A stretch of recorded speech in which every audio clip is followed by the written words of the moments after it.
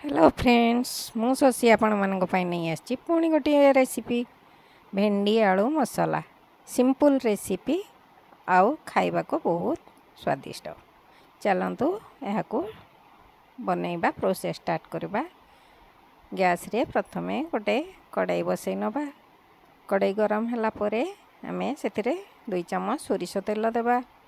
सोरिष तेल गरम हो गला परे आमे भेंडी फ्रेश भेंडी आमे रखिथिबा एहीपरि भाबरे काटिकी आमे ताको टिके भाजिबा। टिके लूण देबा आओ भाजी नबा। टिके यार लाल अंश मरिला पर्यंत आमे याकू भाजी नबा। ए देखंतु एहीपरि भाबरे आमे घोड़ेइबानी याकू घोड़ेइले यार कलर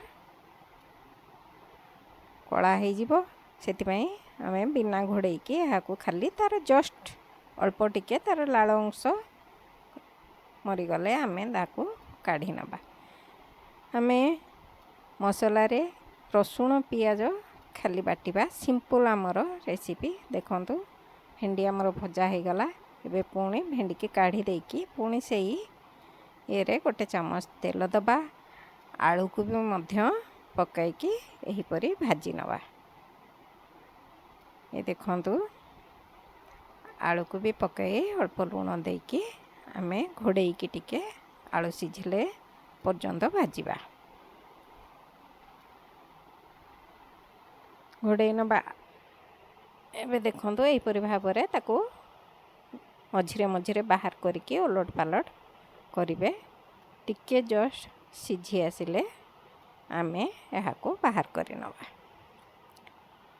ये देखंतु हमर आलू भी हो गलानी। एबे आलू को आमे बाहर कर नबा। कड़ाई रे तो ऑयल अछि आउ टिके ऑयल देबा। ऑयल गरम होला परे आमे देखंतु ऑयल गरम हो गलानी। एबे आमे कोन करिबा एबे किछि फुटण पंचु फुटण ताधरे पकाइबा। जदि मोर रेसिपीटी आपन को भलो लागिबो ही सिंपल भेंडी आलू रो रेसिपीटी निश्चय लाइक कमेंट शेयर करिवे। जदि मो चैनल रे केही न्यू थिबे सब्सक्राइब करबा को भूलिबेनी। बेल आइकन भी प्रेस करनेबे। मो वीडियो जते हम पोस्ट करी आपन को प्रथमे शो हबो। देखंतु पंचु फुटण पकेला परे सेथरे कंचा लंका 2टी आउ किछि पियाज काटिकी नेइची तादर पकई देइची। पियाज टिके हल्का ब्राउन कलर हैला पर्यंत भाजिबा। भाजिला परे आमे जो पियाज रसुण रो पेस्ट करथिले से ताकू देबा एवं हळदी लंका गुंड जीरा पाउडर आउ किछि धनिया पाउडर हाफ टी स्पून आमे देई दबा। देला परे हाकू भलो भाबरे आमे टिके गोळाइकी कसी नबा। कसी नेला परे आमे प्रथमे आलू को पकाइकी सेथिरे भलो भाबरे कसीबा। तापरे एबे आमे सेथिरे किछि टमाटर गोटे काटिकी पकई नबा।